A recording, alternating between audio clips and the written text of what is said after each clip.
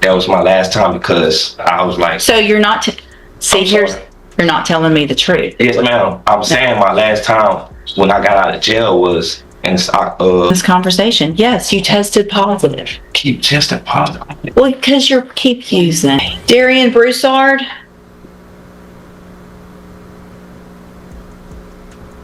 Thank you. Good morning. You're Darian Broussard. And Mr. Broussard, you're on misdemeanor probation. Answer yes or no. Yes, ma'am. And it looks like I've gotten some information that maybe you've been tested positive on that probation. Have a seat in the jury box. I'm going to get you tested this morning.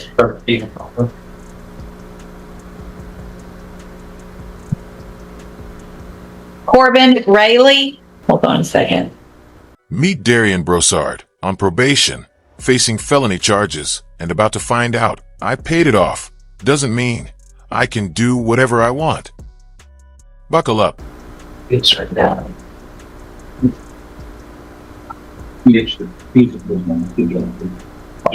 You're charged with a third-degree felony offense of evading arrest or detention with the use of a vehicle. And I've given you some time to try to hire a lawyer. Hang on. That's not even what my biggest concern is at this point. Yes, ma'am. Because you're already on misdemeanor probation. And for some reason,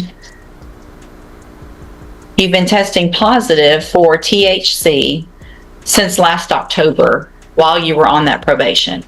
And they let me know that, but I don't know why they haven't filed a motion or done anything about that. So I paid it off, and that's what the judge almost told me to pay it off. Because he was like, I don't know why you're still going to probation.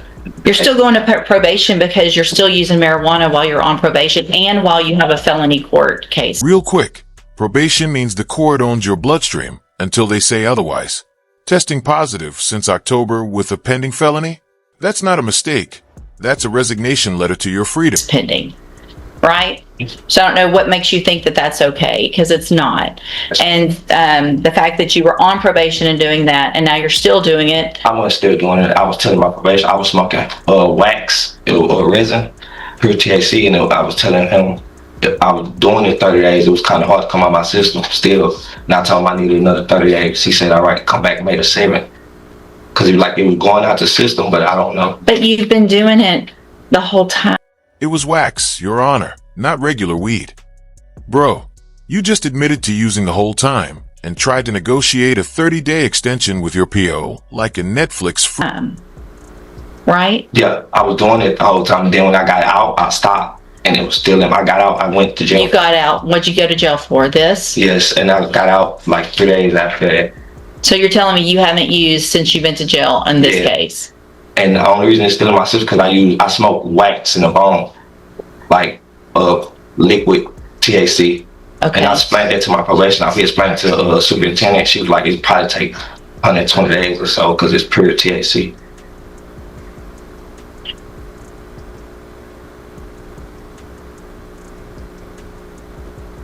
He's been out since September. You've been out of jail since September? No, yeah.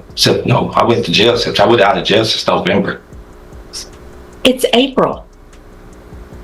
I'm mistaken. Yeah. Okay. So I'm going to find that you have violated the conditions of your bond. I didn't violate it. There's no way it's still in your system if I'll stop talking because you're going to make it worse. Yes. Okay. There's no way. I don't care what you're smoking out of whatever you're smoking it out of. Hang on. Because if the last time you did that was in September of last year, or November of. No, it was January. That was my last time because I was like. So you're not, you're not telling me the truth. Yes, ma'am. I'm saying my last time when I got out of jail was in November. That was the first day I got out on November the 1st. Mm-hmm. I didn't go report till I think September. September. And I pitched 30. And then I pitched 30 3 more times after that. And I told him, I was like, sir, I was smoking hardcore THC. I didn't smoke. September, November, January, back to November. My guy can't keep his timeline straight, and Judge West is running a live fact check. This is the moment he realizes she remembers everything.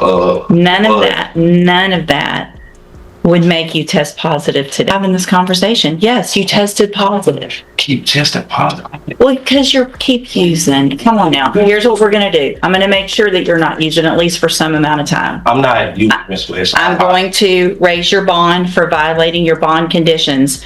The fact that you've been using while you're on probation and they let you keep going makes no sense to me. Hold on, makes no sense to me at all. I'm going to raise your bond in your case for violating the condition of your bond. Hold on a second. To $50,000. Condition of that bond, if you make it, is that you will be required to have a drug patch on at all times. I told him that from the first time. I told him that. I said, Listen. $50,000. Drug patch. Game over.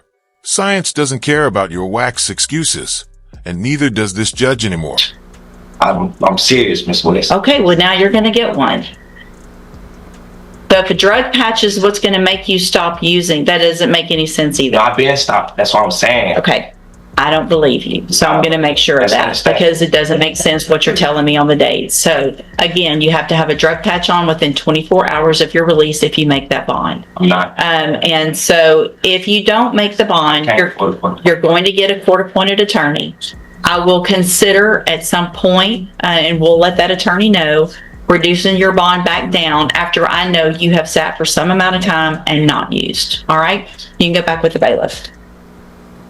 If you'll make a note, he's going to get that. Just that I would consider after he sits for a minute, reducing the bond back down.